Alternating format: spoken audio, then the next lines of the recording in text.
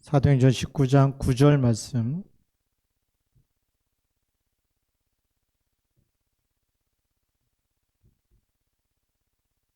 우리 한 절만 같이 읽겠습니다.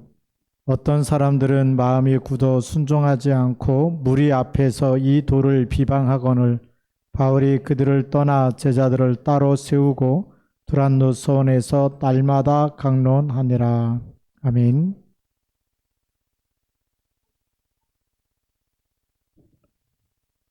우리 중요한 시간표입니다. 오늘 제목이 바로 우리 현장 보는 눈이다, 이렇게 정했는데요.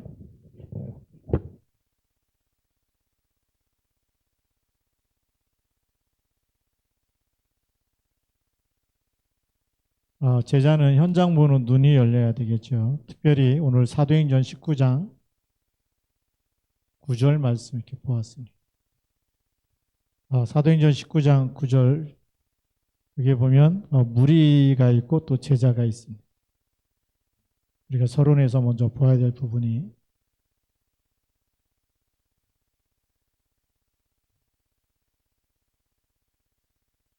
이 현장은 우리가 따라가야 될 것이 아니고 살려야 되는 것입니다.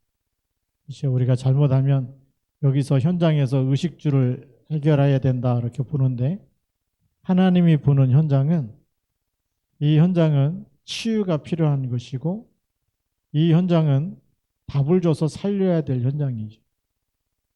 지금 불신자는 이것만 붙잡고 갑니다. 근데 우리가 예수님을 영접한 하나님의 사람들이 이 부분을 보지 못하면 현장 보는 눈이 열리지 않은 거죠. 그렇죠? 그래서 현장에 이 치유와 답, 이걸 놓쳐버리면 이 현장은 어떻게 되느냐? 이 병든 세상으로 바뀔 수밖에 없어요. 아무 문제가 없는데 왜 병들었다 그러느냐? 아무 문제가 없는 것이 아니고 이미 창세기 3장에 하나님 떠나서 영적 신분이 마귀 자녀 되어 있고 이미 그 영이 죽어 있는 상태입니다. 그렇죠? 이게 병들어 있는 세상입니다. 겉모습 볼 때는 아무 문제가 없어 보여요. 멋있어 보이고 착해 보이고 뭐 사람이 괜찮아 보이고, 근데 그 속을 보면 창세기 3장, 창세기 6장, 창세기 11장, 이게 그 속에 있는 겁니다. 그것뿐만이 아니고 그 사람의 또 문화를 보면, 가정과 문화를 보면 창세기 사도행전 13장, 사도행전 16장, 사도행전 19장, 우속과 점술과 우상 문제에 완전히 빠져 있는. 겉으로 볼 때 아무 문제가 없지, 집안을 들여다보면 벌써 제사 드리고 있고 우상 숭배하고 있고, 이게 3, 4대까지 벌써 꽉 보이지 않는, 우리의 눈에 보이지 않는 영적인 흑암의 세력이 꽉 잡고 있는 겁니다. 그러니까 개인이 자꾸 문제 올 수밖에 없는 개인이죠. 개인은 불신자 상태 6가지, 여기에 지금 묶여 있어요. 이 세상을 우리가 빨리 볼 수 있어야 되겠죠. 이 세상을, 그래서 하나님이 이 속에, 우리를 이 속에서 구원하신 이유, 왜 구원하셨냐? 구원의 이유죠. 나를 왜 예수 믿게 했느냐? 여기서부터 빠져나오라. 그게 소명입니다. 하나님이 나를 부르신 거예요. 그렇죠? 왜 부르셨어요? 멸망받지 말고 빠져나오라는 거예요. 구원받으라는 겁니다. 그게 나를 부르신 이유입니다. 그래서 사도행전 16장 31절에 보니까 주 예수를 믿으라. 그리하면 너와 내 집이 구원을 얻으리라. 소명입니다.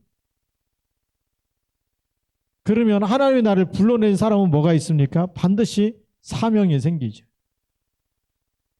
그 사명이 뭡니까? 사도행전 1장 8절입니다. 오직 성령이 너에게 임하면 내가 여기서 빠져나왔기 때문에 여기 있는 사람한테 치유하고 답을 줄 수 있는 사명이 생기는 거죠. 이 두 가지가 생긴 사람이 사명자라고 얘기하는 거예요. 사명이 생겨야 사명자고 제자가 되는 거죠. 야, 난 그런 거 필요 없고 나면 그냥 뭐 전도 이런 거 아무 난 상관없어. 나는 그냥 예수만 잘 믿고 돈 많이 벌고 잘 살다 죽으면 끝나는 거. 그렇게 살다 가겠다. 사명자가 아니죠. 사명자는 반드시 온 예루살렘과 온 유대와 사마리아와 땅끝까지 뭐가 보입니까? 살려야 될 사람이 보이고 답을 줘야 될 사람이 보이는 것. 그래서 우리가 하나님이 237로 가라는 겁니다. 마태복음 24장 14절에 이 천국 복음이 모든 민족에게 증거되고 난 후에 뭐가 온다고요? 끝이 오리라 그랬어요. 이게 하나님이 우리를 구원하신 이유입니다. 그래서 사실 이게 성경 전체의 핵심 아닙니까? 성경 전체의 핵심. 예. 이런 세상, 우리 현장을 보면 전부 다 의식주의에 묶여 있는데 왜 예수 믿어야 되는지, 왜 우리가 기도해야 되는지, 왜 우리가 날마다 정말 이 새벽에도 저녁에도 우리가 계속 기도하면서 영적인 힘을 얻어야 되는지, 이 현장을 살리기 위해서 하나님 우리를 부르셨기 때문에 그렇습니다. 자, 그래서 우리 본론에 들어가서 보면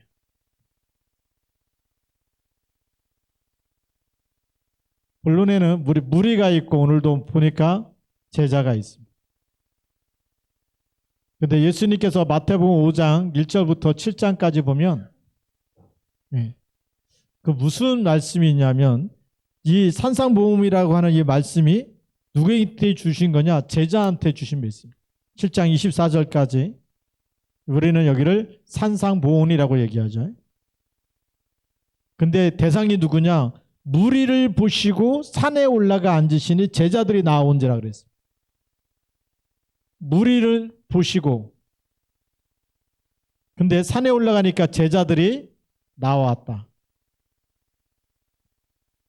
그래서 이 제자들한테 주신 메시지가 산상보온입니다. 말씀을 알아들을 수 있는 사람이 제자라는 거죠. 말씀을 따라 나온 사람이 제자라는 겁니다. 그래서 이 구정에도 대면으로 비대면으로 예배드리는 사람이 제자입니다. 뭐 음식 준비하기 때문에 바쁩니다. 뭐 때문에 바쁩니다. 제자가 아닐 수 있지만 제자는 예배가 먼저입니다. 항상 말씀 중심으로. 그게 제자죠. 그래서 지금 나는 어디에 있느냐? 이게 중요한 거예요. 내가 지금 어디에 있느냐가 중요해요. 내가 예배 속에 있고 내가 하나님 말씀 사모하는 속에 있고 내가 오늘도 하나님의 보좌와 소통되어지는 내가 기도할 때마다 이 땅의 모든 저주 재앙이 무너질 것이다. 요즘에는 어떤 확신을 주시냐면 하나님 사무엘 통해서 그 나라의 전쟁이 그쳤는데 북한에서 계속 미사일 쏘고 그러는데 하나님 정말 보좌와 소통되지는 한 사람이 나와도 이 땅의 재앙이 전쟁이 그치게 하옵소서. 전쟁을 막아 주옵소서. 그렇죠? 사무엘의 기도를 들으셨는데 우리 기도 안 들으시겠습니까? 네.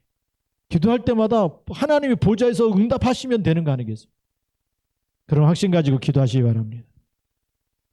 내가 어디에 있느냐가 중요하죠. 우리가 하나님의 자녀가 맞다면 하나님의 자녀는 어디에 속한 사람이냐? 보좌에 소속되어져 있는 사람이에요. 그렇죠? 천국 시민권을 가진 사람이고 여러분의 소속이 천국 보좌입니다. 하나님이 우리 아버지가 되시고 우리의 기도를 들으시는 줄 믿습니다. 그러면 끝난 거 아닙니까? 예, 어떤 문제가 와도 문제가 아닌 거죠. 제자는요, 이런 자기 정체성이 확실해야 돼. 나에게 무슨 일이 있어도 나는 하나님의 자녀다. 이 땅에서 무슨 일을 만나도 나는 하나님 보좌와 소통돼서 하나님이 주시는 응답, 하나님이 주시는 것으로 편집해서 그것 가지고 내가 살겠다. 그러면 끝나는 겁니다. 하나님의 자녀는 어디에 있어야 됩니까? 하나님이 원하시는 곳 그 속에 있어야 되잖아요. 하나님이 주시는 말씀 속에 있어야 되거든요. 말씀 놓치면 하나님이 기뻐하는 자녀가 아니죠. 하나님이 기뻐하는 자녀는 말씀 속에 있어야 되죠. 하나님과 소통 늘 통해야 되잖아요. 아버지와 자녀가 통해야지. 안 통하면 자녀 아니죠. 잘 통해야 될 줄로 믿습니다. 통하는 게 뭡니까? 말씀과 기도로 통하는 거예요. 하나님은 영인데 내 생각 아무리 좋은 생각 가져도 안 통하는 거예요. 세상에서 훌륭한 일을 많이 했다. 하나님과 안 통해요. 말씀 붙잡을 때 통하고 기도할 때 통하는 줄 믿습니다. 그래서 제자는 말씀과 기도 속에 있어야 되겠죠. 그러니까 우리 초대교회를 잠깐 보니까 초대교회는 사도행전 1장 1절, 3절, 8절 붙잡고 어디로 들어갔느냐? 사도행전 1장 14절 이 속에 모인 사람들이 제자예요. 그렇죠. 예수님이 부활하신 것을 본 사람이 500명이나 되는데 510명에게 나타나시. 그런데 마가다락방에 모인 사람은 5분의 1밖에 안 되는 거예요. 120명밖에 안 모인 거예요. 왜 그랬을까요? 왜? 모이면은 불이익을 당할 수 있거든. 네. 출교를 당할 수 있고 많은 어려움을 당할 수 있어요. 잡혀갈 수도 있고. 근데 그것과 상관없이 부활을 본 사람들입니다. 예수님이 죽으신 걸 보고 부활하신 걸 본 사람들입니다. 사망을 이기신 그리스도를 만난 사람들입니다. 당연히 이 속에 모여서 죽느냐 사느냐 상관없이 함께 모여서 오로지 기도에 힘쓴 사람들입니다. 하나님이 약속하신 이 약속이 성취되어지도록 집중 속에 있던 사람들이 누구라고요? 제자입니다. 그 제자들이 나와야 세상이 바뀌기 시작하는 거예요. 무리 가지고는 아무리 몇천 명, 몇만 명 모였다. 그거 아닐 수 있어요. 그래서 하나님이 우리에게 코로나19는 뭘 구별하는 시간표냐? 진짜 제자인지 아닌지. 마지막 때가 될수록 예수님께서 누가복음 18장 1절부터 말씀하셨는데 그 불의한 재판장의 이 과부와 불의한 재판장의 이야기를 통해서 과부가 재판장에서 찾아가고 막 하소연하는데 안 들어주는데 끝까지 가니까 불의한 재판장도 과부의 소원을 들어줬다 그러지 않습니까? 그러면서 예수님이 내가 다시 인자가 올 때에 믿는 자를 보겠느냐. 재앙시대가 되는데 그럼에도 불구하고 믿는 자가 누굽니까? 렘넌트예요. 어떤 문제가 와도 예비하는 자, 기도하는 사람, 언약 붙잡고 전달하는 사람. 그래서 하나님의 것으로 편집 설계 디자인된 사람은 이거 전달하면 저 사람이 살아날 게 보이는 거예요. 이 현장이 보이는 겁니다. 치유될 게 보이고 여기서 빠져나올 게 보이기 때문에 답을 줘야 되겠다. 저 사람이 정말 내가 옛날에 시달리는 것처럼 시달리는데 그리스도만 붙잡으면 회복될 수 있는데 보이는 거죠. 그래서 어떤 일이 있어도 답을 전달하는 사람들이 제자입니다. 그러니까 오늘 말씀해 보니까 사도행전 19장 9절에 누구를 따로 세워요? 제자를 따로 세웠다. 그래서 하나님이 쓰시는 사람은 무리가 아니고 누구죠? 제자입니다. 많은 사람들은 와 거기 뭐 많이 모인다 막 몇만 명 모인다 그러면 와 대단하다 뭐 그러겠죠.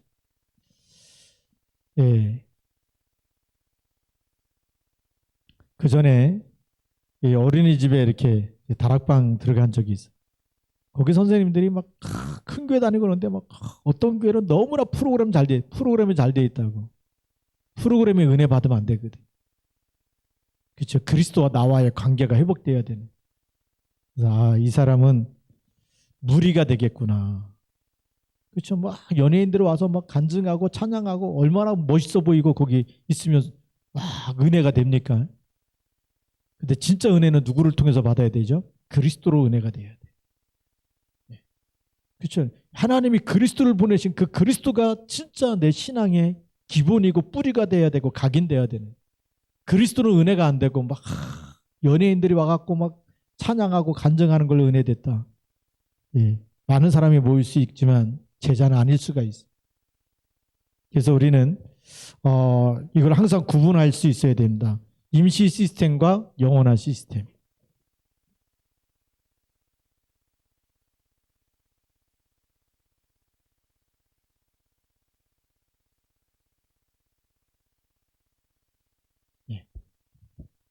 이거를 현장에서 우리가 빨리빨리 보면서 구분할 수 있어야 되겠죠. 현장에 가면 임시 시스템이 많이 있습니다. 여러 가지 치유도 할 수 있고 여러 가지 시설도 할 수 있고 전부 다 임시 시스템이죠. 그래서 이 임시 시스템 가지고 지금 세상은 명상학교도 있고요. 그 다음에 대체의학을 통해서 치료하는 프로그램을 가지고 치료하는 곳도 많이 있습니다. 네. 어떤 분 만났더니 저희한테 그러더라고요. 음식 조절을 잘하니까 그 음식 요양원 같은 거 사람들 이렇게 불러다 놓고 이렇게 음식 관리해주고 요양원 하는 거 하면 잘할 것 같다고. 그게 전부 다 임시 시스템이에요. 먹고 사는 거는 다 지나가는 거죠. 그렇죠? 우리 진짜 목적은 따로 있잖아요. 우리가 상담소 하겠다 그러는데 그것도 사실은 임시입니다. 근데 뭐 하겠다는 거죠? 불신자들이 올 수 있는 플랫폼을 만들겠다는 겁니다. 누구든지 어려운 사람들이 다 와서 상담할 수 있도록 플랫폼을 만들어야 될 거 아닙니까? 오이도 역을 만들어 놓으니까 전철 타기 위해서 사람들이 다 역으로 몰려들어요. 그게 플랫폼입니다. 올 수 있는 플랫폼을 만들어야 돼요. 그냥 취하주 함께 오라 그러면 옵니까? 잘 안 오죠. 근데 상담소 차려놓고 우리가 플랫폼을 만들고 또 그렇죠. 앞으로도 우리가 방과후 교실이라든지 많은 이 플랫폼을 많이 만들 수 있으면 다 만들어 갖고 우리가 좀 준비할 겁니다. 그 진짜는 뭐죠? 그 속에서 우리가 진짜 중요한 거는 영원한 시스템. 영원한 시스템이 뭡니까? 바로 제자입니다. 제자는 영원한 줄 믿습니다. 제자는 어디다 갖다 놔도 오직이 되는 사람이에요. 살아남는 사람이에요. 오직 그러니까 요셉을 보면 요셉이 왕 앞에 섰을 때도 자기 자랑을 한 적이 없어요. 여호와께서 바로 왕에게 편안한 답을 주실 겁니다. 그 꿈은 바로 왕이 꾼 꿈은 하나님께서 반드시 이루시려고 왕에게 꿈을 꾸게 하신 겁니다. 그 꿈을 주신 겁니다. 하나님이 하실 일을 보이신 겁니다. 왕이 못 알아들으니까 이제 요셉 불러서 해석하고 하면서 이게 하나님께서 하실 일이다. 그대로 되지 않습니까? 그렇죠? 7년 풍년 들고 7년 흉년 들고 바로 왕이 꿈 그대로. 그래서 임마누엘이에요. 하나님 불신자 통해서도 하나님의 일을 이루어 나가신다는 겁니다. 우리는 앞으로 우리가 이제 상담소도 하겠지만 진짜 목적은 제자 찾기 위해서입니다. 진짜 목적은 여기 있는 사람이 상담하러 올 거 아니겠습니까? 치유하고 답을 주는 게 진짜 상담의 목적이죠. 그래서 상담소 이렇게 쭉 이 세미나 참석하면서 보니까 한 2번, 3번 만나면 다 영접한다 그래요. 왜냐하면 문제가 없으니까 찾아오잖아요. 문제가 있기 때문에 찾아오잖아요. 와갖고 막 힘들고 얘기하고 뭐 우울증 얘기하고 다 얘기하면 다 들어주고 상담 쭉 하다가 얘기해 준대. 이거는 세상에서 답이 없는데 딱 하나만 답이 있는데 예수가 답이다. 예수만 답이 되면 답을 붙잡고 싶어요? 안 붙잡고 싶어요? 세상에 어떤 것 가지고도 치유가 안 된다는데 그리스도가 답이다. 그러면 2번, 3번, 4번 만나면 그 사이에 다 영접한다는. 그 가운데 누구 찾기 위해서요? 제자를 찾기 위해서. 그래서 우리가 하는 시스템은 임시 시스템을 만들지만 그러나 중요한 제자를 찾으면 영원히 남게 될 줄로 믿습니다. 네. 그래서 기도하는 거예요. 그래서 세무서에도 등록해서 우리가 상담소도 다 신고해서 만들고 다 하려고 하는 이유가 거기에 있습니다. 그래서 이제 구정 끝나면 다음 주에는 또 이렇게 도용 1급 상담, 도용심리 1급 상담 자격 때문에 또 세미나 참석하게 되고 그거 참석하게 되면 이제 거의 상담 자격증이 한 9개 정도 되거든요. 그러면 그거 가지고 우리가 얼마든지 상담하면서 충분하게 전도 운동을 하려고 이제는 정말 불신자들이 올 수 있는 플랫폼을 만들어서 정말 그 가운데서 제자 찾고 또 불신자를 찾아갈 수 있고 이런 시스템을 만들고 전도하려고 합니다. 그러려면 우리가 무엇을 해야 되느냐? 그 다음에 우리가 사랑과 은혜를 구분할 수 있어야 돼요. 세 번째로는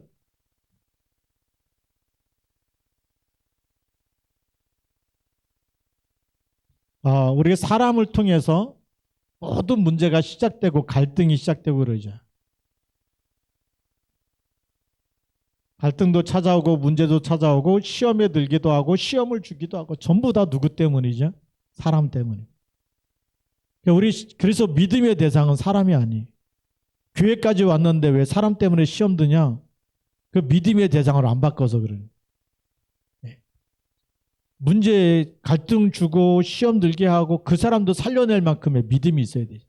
우리가 오직의 답이 나면 시험 들게 하는 사람도 치유할 수 있어야 돼. 그게 진짜 제자 아닙니까? 근데 병들어 있는 사람은 조금만 건들면 아프기 때문에. 그래서 이런 모든 것이 누구 손에 있다고요? 우리는 하나님의 절대 주권을 믿어야 되겠죠. 그게 은혜입니다. 하나님의 은혜 속에 하나님의 은혜로 충만해진 사람은 어떤 이 하나님의 절대 주권을 믿어요. 하나님의 절대 계획을 믿어요. 그러면 나는 어디에 있다? 이 속에 내가 있다.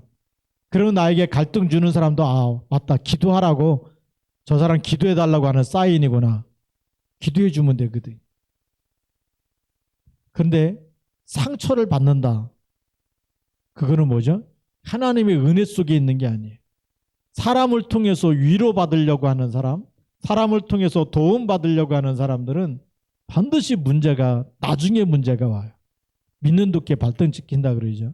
사람 믿으면 반드시 나중에 문제가 오는데 우리가 하나님을 믿고 그리스도를 믿으면 문제가 없어지지 문제가 오는 게 아니에요. 선택은 여러분 달려 있습니다. 그렇죠? 우리가 이 현장을 보지 못하면 자꾸만 사람 따라다니다가 망해요. 우리는 사람 중심이 되면 돼요, 안 돼요? 사람 중심이 되면 안 돼요. 우리는 항상 하나님 아버지와 그 다음에 예수 그리스도 이분이 나의 주가 됨을 믿고 고백해야 되고요. 그리고 성령께서 항상 내 주인도 역사하신 걸 믿어야 되겠죠. 그래서 우리는 이걸 가지고 트리니티라고 얘기하는 거예요. 트리니티가 뭐냐? 성삼위 하나님이 지금 나와 하나님의 말씀으로 역사하시고 지금도 예수 그리스도를 통해서 구원의 역사를 이루시고 성령으로 지금도 인도하고 계시고 그걸 믿는 믿음 안에 있어야 되겠죠. 그래서 이거를 뭐 해야 되냐? 우리가 구별하는 눈이 열려야 됩니다. 내가 하나님의 은혜 속에 있느냐? 내가 사람 의지하고 있느냐? 마음 한구석에 내가 진짜 믿고 따르는 게 말씀을 따라가냐? 내가 사람 말을 따라가냐? 이거 구분이 안 되면 나중에 문제가 옵니다. 그러니까 우리 제자는 뭘 따라가느냐? 오늘 성경에 보니까 사도 바울이 회당에 들어가서 3개월 동안 하나님의 나라에서 강론을 하는데 많은 무리 그 앞에서 막 사도 바울이 하나님 나라 강론하는 것에 대해서 비방하는 사람들이 그럼 무리는 그 말 따라가겠죠. 사람의 소리, 그 목소리 큰 사람 따라가겠죠. 근데 제자는 바울을 따라가는 거예요. 하나님의 은혜, 하나님의 말씀을 따라가는 거예요. 그 사람들만 따로 모았는데 2년 동안 두란노에서 매일 날마다 하나님의 말씀을 강론해서 편집, 설계, 디자인 완전 다 바꿔버렸어. 이 창세기 3장 6장 이걸 복이라고 생각하고 이렇게 우상 숭배하며 복 주고 점수를 갖다 만나갖고 점치면 잘 됐거냐 안 됐거냐 물어보고 그걸 싹 바꾸고 오직 그리스도 이름 가지고 기도하면서 흑암 꺾으면서 기도하고 치유받고 말씀 성취되는 길을 가는데 그 지역을 완전히 살려내 줄 믿습니다. 지금 그런 제자가 필요한 거예요. 세상 따라가는 제자가 아니라 말씀과 기도 속에 들어가서 하나님의 나를 통해서 내 기도에 응답하시고 오늘 붙잡은 말씀이 나를 통해서 성취되어지고 나를 통해서 만나는 사람이 살아나고 치유되어지고 우리가 그렇게 기도할 때 하나님 역사하실 줄로 믿습니다. 그 현장에 이 눈이 빨리빨리 열려져야 하나님이 쓰시겠죠. 하나님이 역사하시는 겁니다. 그래서 마태복음 13장에서 보면 이거를 알아듣지 못하도록 비유로 귀 있는 사람만 들으라고 얘기하는 거예요. 다 귀가 있는데 왜 귀 있는 사람만 들으라고. 세 번째 마태복음 13장 11절부터 쭉 보면 귀 있는 자는 들을지어다. 무슨 귀입니까? 복음을 깨닫는 귀예요. 이런 육신의 귀가 아니고 말씀을 들을 수 있는 귀가 따로 있어요. 그죠? 바리새인들이 너무 못 알아들으니까 못 알아듣는 거예요. 귀신 들린 자 쫓아내는데 바알세불이 들려서 쫓아내.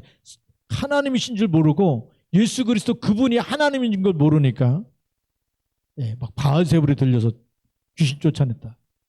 그러면 너희 자녀들이 귀신 들 때 누구 어떤 용을 받아야 귀신이 떠나갑니까?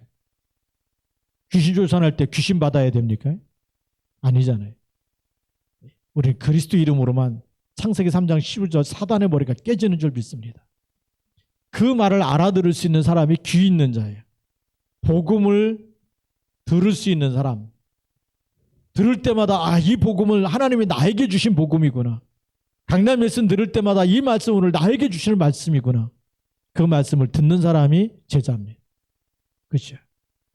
말씀을 들을 때마다 이건 나에게 주신 말씀이다. 그게 들려야 오늘 예배 성공이. 근데 앉았는데 계속 딴 생각 나고 그게 고린도후서 4장 4절 속에 있는 사람. 세상 신이 혼미케 하는 거예요. 몸은 와 있는데 왜 이렇게 말씀이 안 들리는지, 왜 이렇게 피곤하고 졸음이 쏟아지는지. 세상 신이 혼미케 한다고 되어 있지 않습니까? 그러면요, 미리 와가지고 집중 기도해야 됩니다. 미리 와서 기도해야 돼요. 말씀에 집중할 수 있도록 성령 충만 달라고. 나를 혼미케 하는 모든 흑한 권세가 그리스도 이름으로 결박되도록. 제가 어떤 팀합수 훈련 갔을 때 저하고 팀이 돼갖고 같이 현장에 들어갔던 그 집사님이 전직 무속인이에요. 전직이 무당입니다. 그래서 저를 데리고 무당집만 데리고 들어가요. 태어나갖고 처음 무당집 들어갔는데 그 전직 무속인 만나갖고 팀사역 훈련 받으면서 그렇잖아요. 뭐 예수 3대째 믿는 사람이 무슨 점치러 갈 일이 어디 있어요? 그분 만나갖고 무당집만 들어갔어요. 근데 그분이 그 당시 이제 동삼제일교회죠. 예배를 1부부터 5부 예배까지 듣는데 1부부터 계속 메시지가 안 들리는 거예요. 너 같은 사람이 또 여기 앉아있냐? 빨리 나가라. 막 계속 영적 싸움을 1부 예배 끝나고 2부 예배 끝나고 3부 예배 끝날 때까지 하면 4부 5부 때 말씀이 들린다는 거예요. 그래서 전직 무당이 얘기하니까 그런가 보다 알았지. 우리는 그런 게 없잖아요. 그러니까 이 귀신 섬기지 않는 한은 그냥 잘 들리게 돼 있는 게 정상이에요. 근데 제사를 많이 드렸다든지 우상숭배를 많이 했던 집안에서 예수 믿기 시작하면 이게 잘 안 들릴 때가 있다. 그럼 도와줘야 돼. 이걸 아는 사람이 도와주고 아니면 영접한 사람 그렇게 시달려도 그리스도는 절대 이길 수 없기 때문에 그 이름 가지고 고백하고 선포하면 반드시 떠나가고 발 아래 무릎 꿇게 되어 있습니다. 이 사실 가지고 승리하시기 바랍니다. 그렇죠? 귀 있는 자는 들을지어다 그랬습니다. 자, 오늘의 결론입니다. 우리가 이것을 가지고 있는 사람이 우리가 정말 누구냐? 전도자이기 때문에요. 자, 오늘의 결론.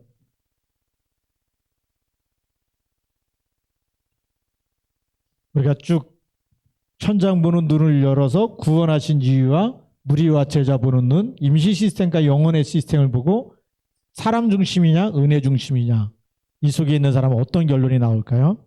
하나님이 뽑아서 쓰시는 사람, 하나님이 부르신 이 확신이 있죠. 뭐에 대한 확신입니까? 정체성에 대한 확신이 있습니다. 나는 누구다? 나는 누구인지에 대한 확신이 있습니다. 그래서 어떤 확신이 있느냐? 요한복음 1장 12절, 요한복음 14장 16절 17절. 하나님의 자녀고 성령이 지금 내 안에 계시고, 그래서 제자는 성령의 음성을 듣고 사는 거예요. 이번에는 내가 육신적인 생각이 딱 들 때 마음에 성령께서 근심하고 탄식하고 막 조금 안 좋은 일을 할 때마다 성령께서 막 마음에 안 좋은 마음을 주시고 그게 사인이에요. 그렇죠? 근데 하나님이 기뻐하는 거 할 때마다 어떻게 되죠? 영적인 감각이 생기면 생길수록 어떤 일이 생기냐면 이 사람들을 치유하고 답을 줘야 될 만남을 계속 주시는 거예요. 그래서 제자는 저 사람 답을 줘야 되는데, 저 사람 살려야 되는데, 저 사람 기도해 줘야 되는데, 저 사람 계속 돌봐야 돼서 양육하고 저 사람 너무 사명자이기 때문에 조금만 도와주면 제자가 될 텐데. 이런 하나님께서 우리 마음에 감동, 성령에 감동하시는 그 소리가 있어요. 그게 우리가 회복이라 그러는데 뭐가 회복되는 거냐? 창세기 1장 27절 회복이고 창세기 2장 7절 회복이에요. 생영이 된 거예요. 영이 살아있으면 성령께서 하나님께서 주시는 소리가 들리는 거예요. 마음에 양심에 들리는 거예요. 아, 오늘 예배 드려야 되는데 예배 빼먹을 때마다 무슨 마음이 듭니까? 아, 이러면 안 되는데. 내가 하나님의 자녀인데 예배 빼먹고 다 내가 막 지금 놀고 있다니 이러면 안 되는데 이게 막 놀아도 재미가 없다니까요. 그게 제자고 노는데 너무 재밌다. 무리예요, 무리. 무리는 감각이 있어요, 없어요? 없어요. 이 무리는 하나님의 말씀, 이 귀가 아예 막혀 있기 때문에 뭐 성령께서 뭐 예배 빼먹었다고 뭐 이거 뭐 탄식하고 이런 게 없어요.